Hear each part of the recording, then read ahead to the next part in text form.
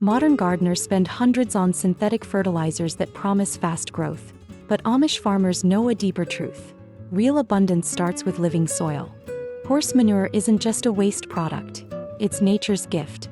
Unlike chemical fertilizers that burn roots and weaken long-term health, manure feeds the soil slowly, letting microbes and earthworms do their work. It's gentle, balanced, and time-tested. If you want rich tomatoes, not watery ones, start by building your soil the Amish way. A good garden isn't rushed. It's grown from patience, purpose, and what your grandparents always trusted: animals, not aisles. The secret of Amish spring planting: timing from the soil, not the calendar. You've probably heard that March or April is planting time. But the Amish don't listen to calendars. They listen to the land. They walk barefoot into the garden and feel the warmth in the soil. They squeeze a handful of earth. If it clumps like dough, it's too wet. If it crumbles like cake, it's ready. This old wisdom prevents rot, mold, and wasted seeds. Start early and you might plant twice. Start right and you harvest strong. Trust your hands and eyes, not store advice. The soil speaks, and Amish ears know how to listen. Why the Amish don't till every year, and you shouldn't either. Most gardeners think tilling is the first step, but Amish farmers often skip it. Why? Because tilling breaks the natural layers of the soil, disturbs earthworms, and releases carbon that should stay put. Instead, they mulch, cover, and rotate. A no-till garden builds itself over time. You'll notice fewer weeds, softer soil, and stronger plants. Start by layering leaves, straw, and compost in the fall. Come spring, your garden will be eager, not exhausted.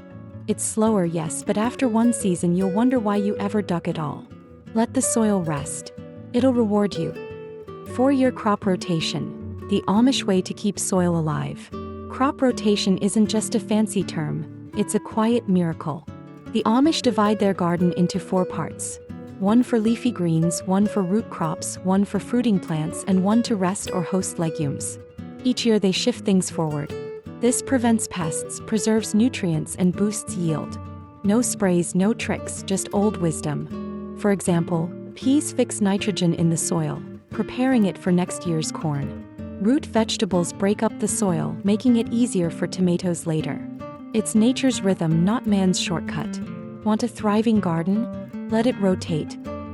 Mulching like the Amish, the silent protector of the garden. Most modern gardeners spend their summers weeding, watering, and chasing bugs. Amish gardeners, they mulch. A thick layer of straw or leaves not only keeps moisture in the soil, but it also stops weeds from seeing sunlight.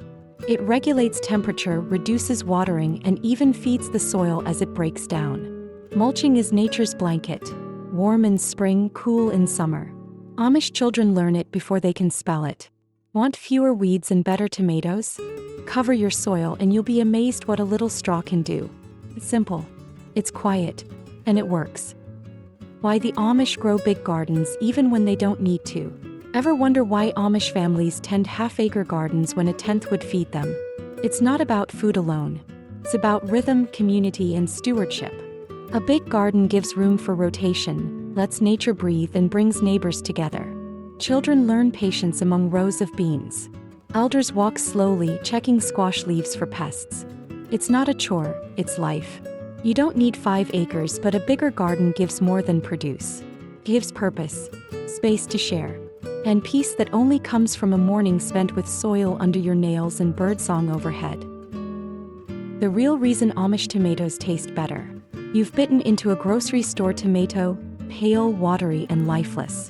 Then you try an Amish-grown one. Deep red, firm, bursting with flavor. What's the difference? Time and soil. Amish don't rush tomatoes with nitrogen-rich fertilizers. They let them mature slowly, soaking in sun and nutrients. They plant them deep, even burying the stem so roots grow strong. They use heirloom seeds passed down generations, not hybrids bred for transport. Want flavor like that? Grow for taste, not size. Use compost, not chemicals. And never ever pick green. Patience grows the best tomatoes. Just ask the Amish. Heirloom seeds. Why Amish gardens keep giving year after year. Amish gardeners don't buy new seeds every spring. They save them, carefully, faithfully. Why? Because heirloom seeds remember. Each year they adapt to your soil, your weather, your hands. Unlike hybrid seeds which are bred for uniformity, heirlooms carry stories and flavor.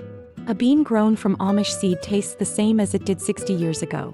And when you save seeds from your strongest plants, next year's crop is even better. It's gardening, yes, but also legacy. Start saving your own. You're not just growing food, you're growing a story worth keeping. Gardening without machines. Why Amish hands grow more than engines? Many believe modern machines make gardening easier. But Amish families show the opposite. Hands still work best. A hoe, a rake, a strong back, they don't compact the soil, don't burn fuel, and don't break down. Machines remove you from the earth. Your hands put you in it. You feel the weeds, the softness, the roots. Gardening becomes prayer, not just production. And the result? Healthier plants. Fewer pests. Less cost. More peace. You don't need horsepower, just your own. And when your muscles ache at day's end, it's the good kind of tired. The earned kind. How Amish gardens survive droughts, without a drop of city water. When summer gets dry, many gardeners panic. But Amish gardens endure. Their secret? Deep soil, mulch, and smart planting. They build soil so rich it holds moisture for days. They space plants to shade the ground. They mulch thick to trap dew. And they water from barrels, not hoses. Slow and low, right at the roots. No sprinklers. No waste. It's not about quantity but timing and care. Want drought-proof crops? Stop watering the leaves. Feed the soil. Protect it. And listen, the earth, when cared for, gives back even in the dry times. That's the Amish way. Why Amish kids know more about soil than most adults. By age 10, an Amish child can tell you if a field needs lime, when potatoes should be hillied, or how to spot a hornworm. It's not schooling, it's living. Their lessons aren't in books. They're in rows of beans, in compost piles, in watching Grandpa test seed depth with his knuckle. This constant hands-on learning creates gardeners, not just helpers. Want to pass something on to your grandkids? Forget the tablet. Take them to the garden. Show them a worm. Plant a radish. Teach them that food doesn't start in the store. It starts with care. The quiet power of a compost pile. Amish black gold. Compost isn't garbage, it's gold. And Amish gardeners treat it like treasure. They layer kitchen scraps, leaves, and manure, turning it every few weeks. Over time, it breaks down into rich, dark humus, full of life. They don't rush it. They respect it. Because compost feeds not just plants but the entire garden ecosystem. It holds water, releases nutrients, and smells like the forest floor. Start small. A pile in the corner, a pitchfork, in patience. In a year, you'll have soil that grows anything. In 10 years, you'll never garden without it. That's the Amish promise. Planting by the moon. Amish traditions that modern science is catching up to. Sounds strange, doesn't it? Planting by the moon? But Amish gardeners swear by it, and science is starting to agree. They sow leafy crops when the moon is waxing and roots when it's waning. Why? Because gravitational pull affects moisture just like tides. Seeds swell better, roots anchor deeper. It's not superstition. It's observation practiced over centuries. Want to try it? Start with simple notes. Watch the moon. Track your crops. You'll be surprised what you learn when you garden by the sky, not the screen. The moon pulls more than tides. It pulls wisdom from the soil. Why Amish gardens are beautiful, even without flowers. You won't find many roses or tulips in an Amish garden, but you'll find rows of kale so green it glows, beans curling like poetry, and sunflowers standing tall as sentinels. Beauty to them is function wrapped in harmony. Everything has purpose, and yet it all looks like a painting. Want a beautiful garden? Think less decoration, more intention. Let marigolds protect your tomatoes. Let basil keep aphids at bay. And let your garden tell a story of usefulness, not just display. The Amish understand, beauty is in how a garden feeds, not just how it looks. Gardening as healing. What the Amish know that doctors don't say.